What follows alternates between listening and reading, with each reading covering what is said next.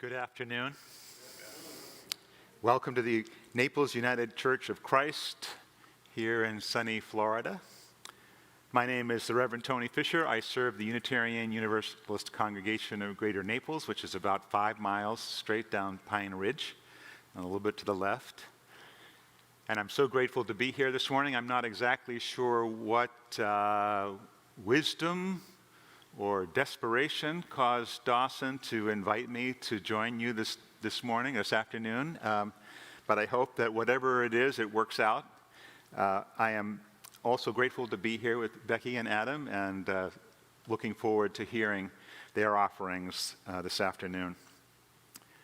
No matter if you're joining us live or on live stream, Facebook Live, or have downloaded the podcast, we are grateful to have you worshiping here with us today.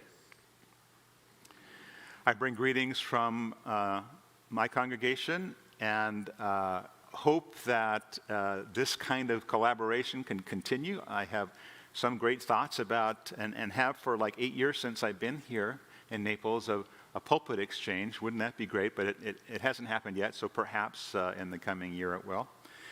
We have something of a connection with the Wells Bean family, and hope that maybe that we can leverage that in terms of creating a little bit more tight cohesion between these two wonderful congregations.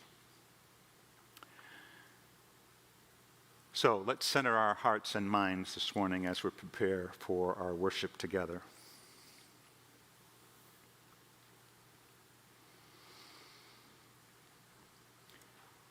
Spirit of life and love, God of our deepest understanding, let us feel welcome into this place of gratitude and generosity, into this place of hope and healing.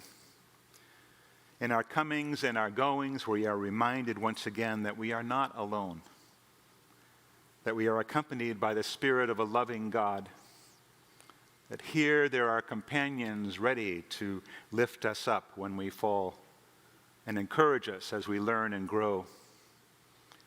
That here we can truly be ourselves, eye to eye and shoulder to shoulder with others on this journey called life. This may be our most important work, to remember that who we are does not end at the edges of our own skin, but that we are part of one another and of a greater story.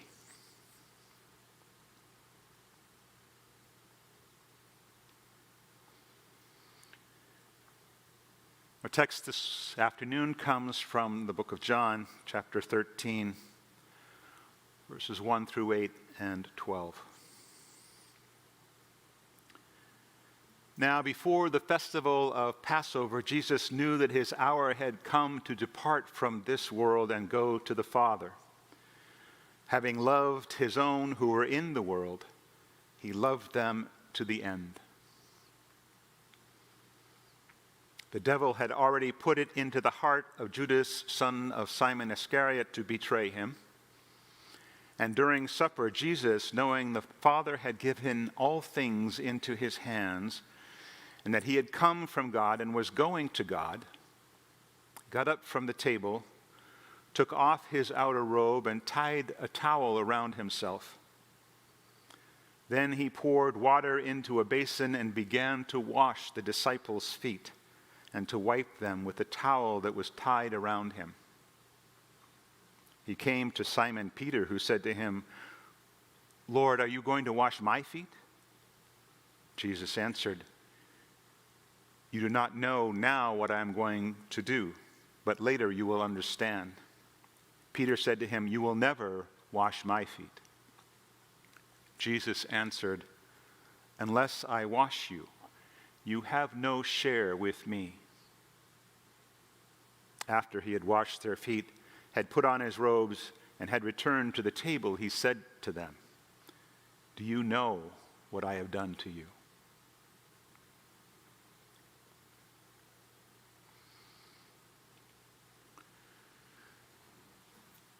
This period of Lent,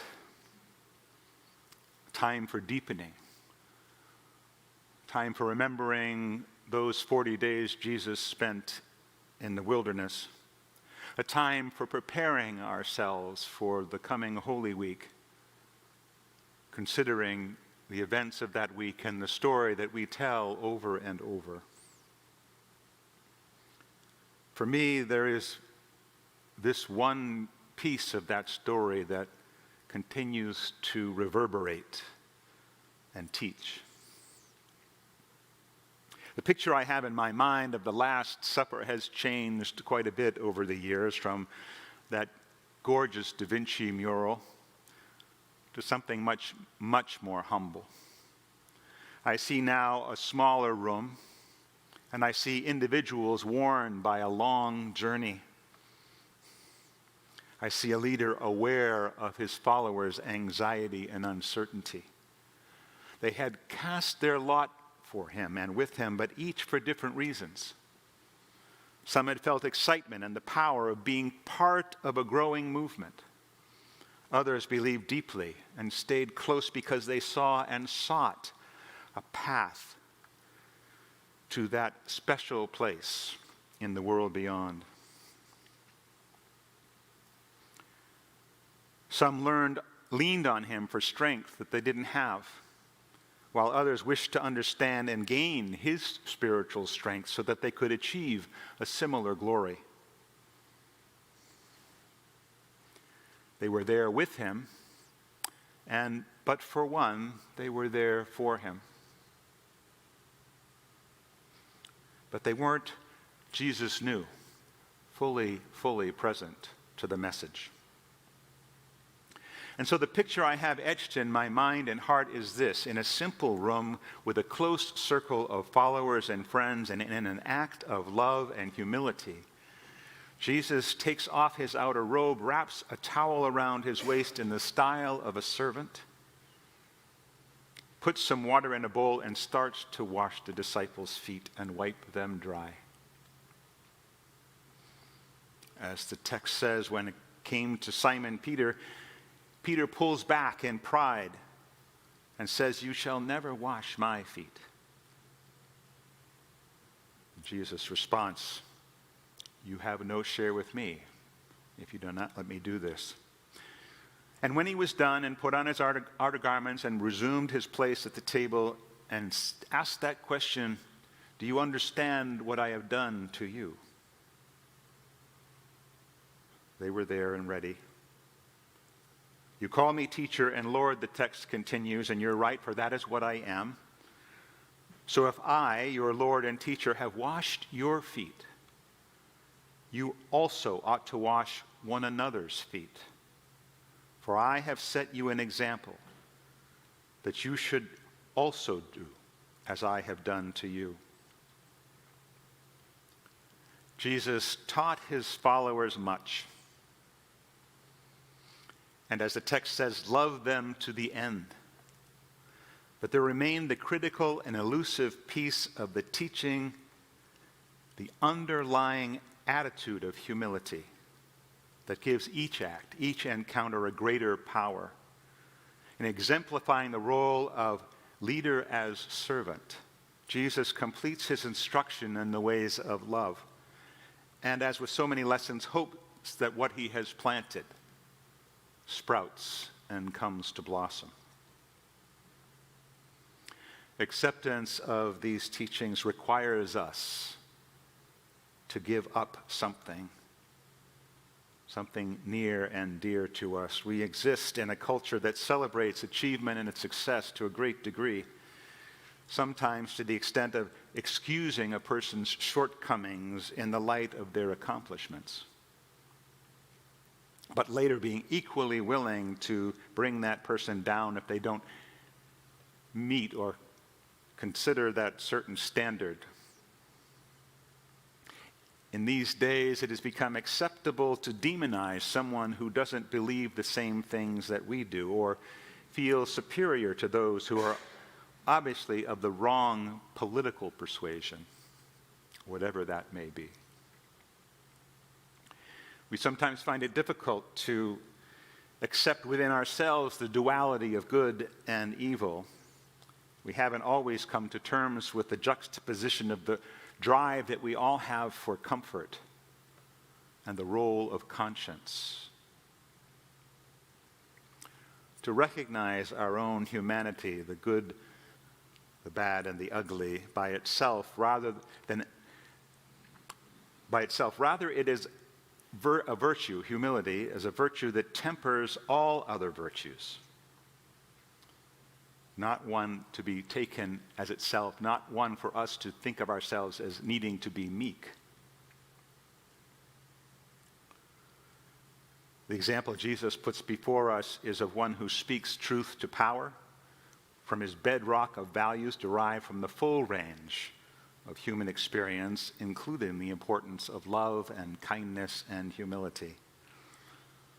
The prophet Micah put it simply, "What does the Lord require of you but to do justice, to love kindness, and to walk humbly with your God?"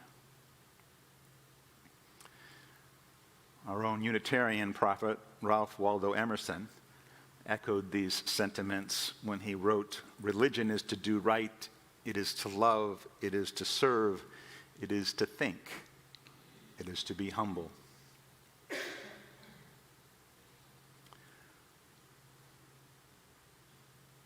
This time of reflection offers us great possibility to consider our own lives in the light of this greater story. The wonderful spiritual writer, Father Richard Rohr, talks about two critical moments in the formation of a balanced and resilient life, a good life. The first is that moment when you know that that your one and only life is absolutely valuable and alive. And the second is when you know your life, as presently lived, is entirely pointless and empty.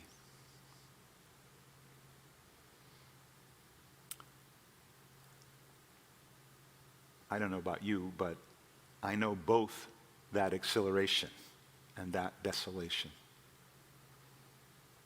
What Rohr says, however, is that we need both of these experiences to keep us moving on the right path, to provide the balance we need to face the world. The first such moment gives us energy and joy by connecting us with our ultimate source and ground, that which gives us a sense of meaning and purpose. And from that second moment, we learn about limits and boundaries and deep humility, so that we understand that the answers to the challenges and woes of this world cannot be found within our own small self, but must come from a continued desire to connect with others and with the source and ground of our being, or as many of us might describe, that which is greater than ourself.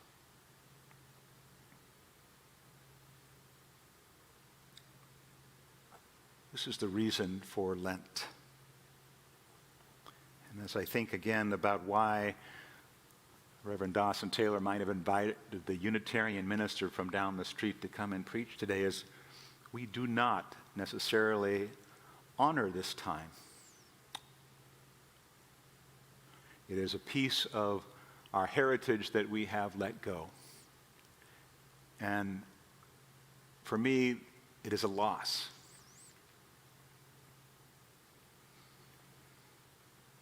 Part of my appreciation for the opportunity of deepening and reflecting together is that it deepens us even further. Knowing that we are one in this journey together, knowing that we are one in considering these deep questions and this important story. There is great power in this communal practice. Other faith traditions have something very similar to this, whether it's the month-long fasting at Ramadan practiced by Muslims, or the 25 hours of fasting practiced by the Jewish people during a time of Yom Kippur, or perhaps the various means of fasting and spiritual awakening by many Native American tribes. There is a reason for this communal grounding together. It's the reason for spiritual community, a place to connect with each other, to consider together the meaning of our shared stories, to seek our place within that greater story, And in doing so, finding that equanimity we need to meet the demands of each new day.